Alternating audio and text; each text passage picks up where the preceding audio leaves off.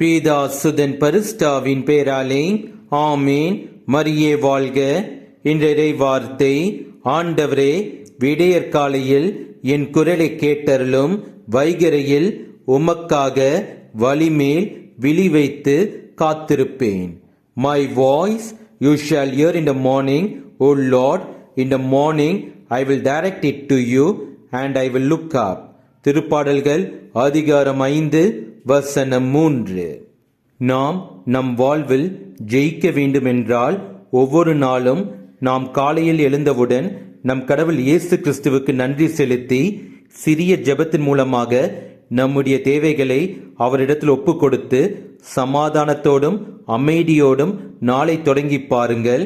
அன்றைய நாள் உங்களுக்கு ஆசீர்வாதமான நாளாக அமையும். இயேசுவுக்கே புகழ். மரியே வாழ்க. ஆமேன்.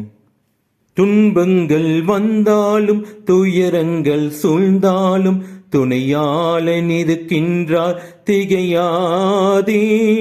துன்பங்கள் வந்தாலும் துயரங்கள் சூழ்ந்தாலும் துணையாளன் இருக்கின்றார், திகையாதே.